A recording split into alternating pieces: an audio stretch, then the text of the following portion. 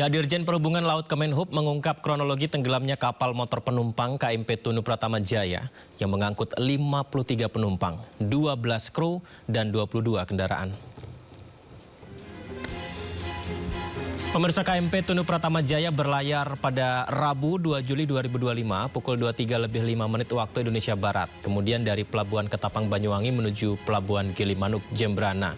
15 menit kemudian atau pukul 13:20 waktu Indonesia Barat, KMP Tunu Pratama Jaya mengirimkan kode tanda bahaya. Kode tanda bahaya ini diterima operator Pelabuhan Gilimanuk.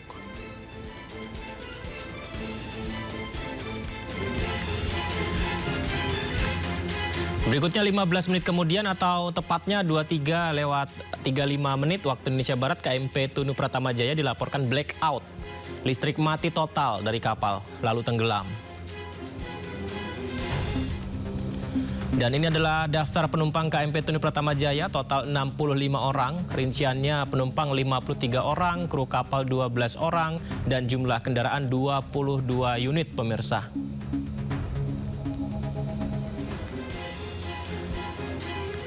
Ya, hingga berita ini diturunkan, Basarnas merilis 6 orang penumpang dilaporkan meninggal dunia.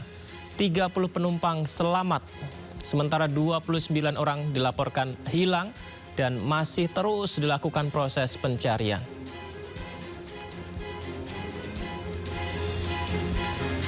Untuk mencari korban hilang, Basarnas menurunkan 400 orang tim evakuasi, 13 orang tim penyelam, ini khusus dari Basarnas Special Group.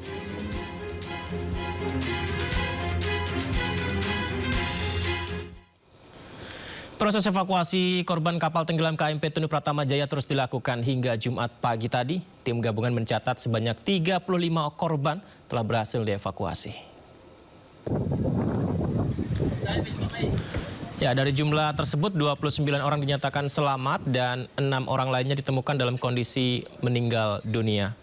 Sementara itu masih terdapat 30 penumpang lainnya yang belum ditemukan dan dinyatakan hilang hingga proses pencarian terus dilakukan. Personil dari Lanal Denpasar pun dikerahkan untuk melakukan penyisiran di sepanjang pantai Gilimanuk hingga Melaya. Selain itu, personil juga tergabung dalam tim SAR Laut untuk pencarian dari sisi perairan. Seperti yang kita saksikan ini ya, 55 personil diturunkan bersama 1 unit kapal cepat RHIB 12 meter untuk terus melakukan proses pencarian dan evakuasi supaya bisa membuahkan hasil.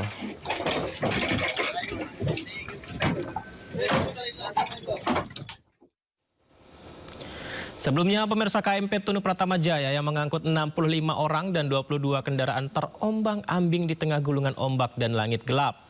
Kapal mengalami mati listrik, lambung kapal bocor hingga akhirnya tenggelam di Selat Bali.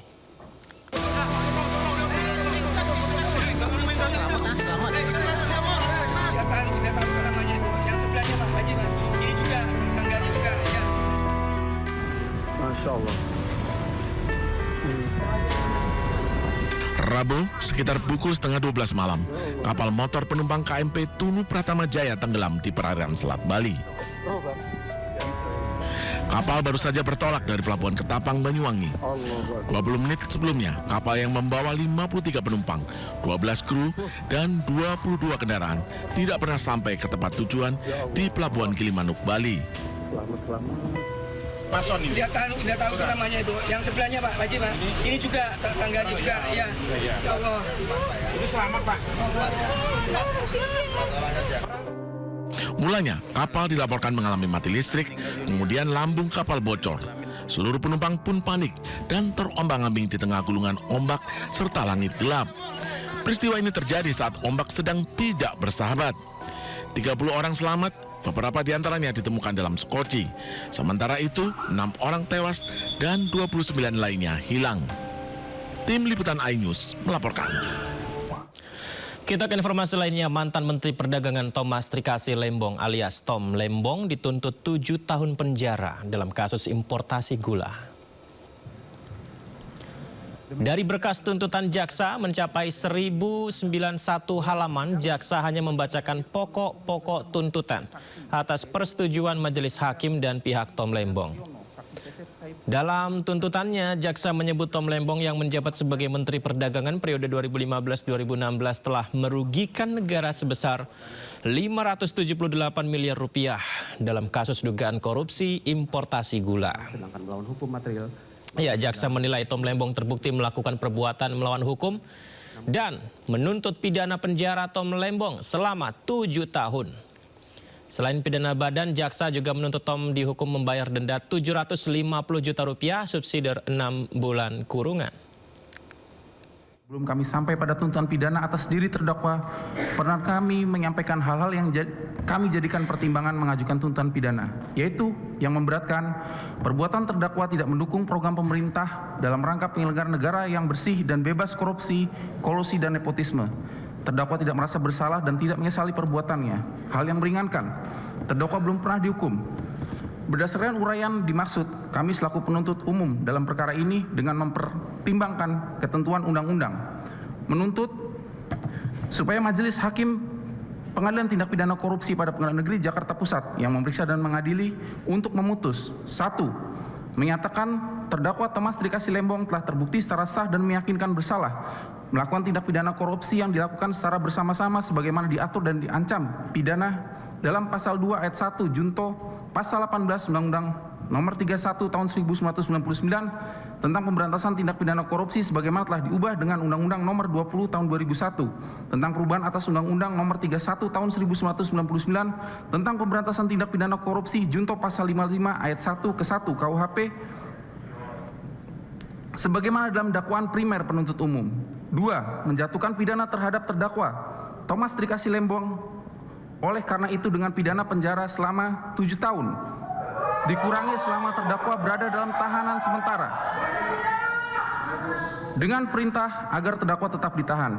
3. Menjatuhkan pidana terhadap terdakwa Thomas Trikasih Lembong sejumlah 750 juta rupiah dengan ketentuan apabila denda tidak dibayar maka diganti dengan pidana kurungan selama 6 bulan. Ya, sementara itu terkait dengan hasil putusan dari JPU ke Tom Lembong tersebut, mantan Menteri Perdagangan Thomas Trikasih Lembong alias Tom Lembong mengaku heran dengan tuntutan 7 tahun penjara terhadap dirinya di kasus importasi gula. Tom menilai tuntutan yang diajukan JPU sepenuhnya mengabaikan fakta-fakta persidangan yang ada. Terheran-heran dan kecewa ya, karena tuntutan yang dibacakan sepenuhnya mengabaikan 100% dari fakta-fakta persidangan ya. Jadi saya tentunya tadi mendengarkan dengan cermat, saya juga mencatat dengan teliti ya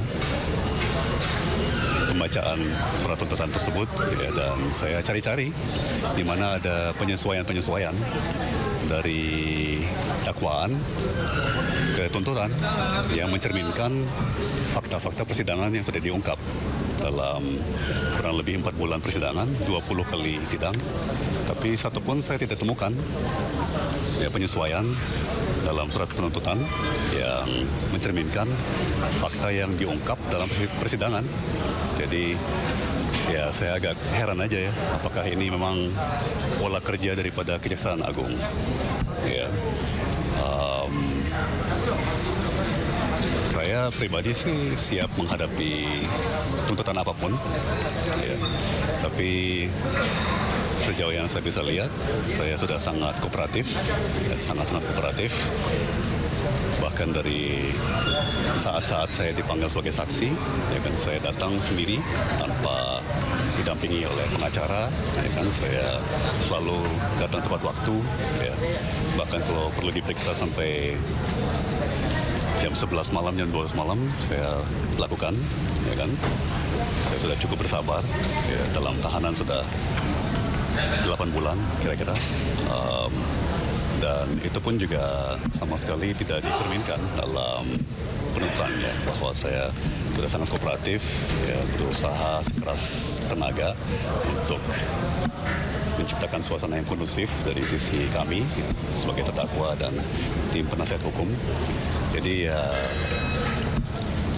saya menunggu penilaian masyarakat ya atas peristiwa yang baru saja kita saksikan dalam persidangan saya hari ini.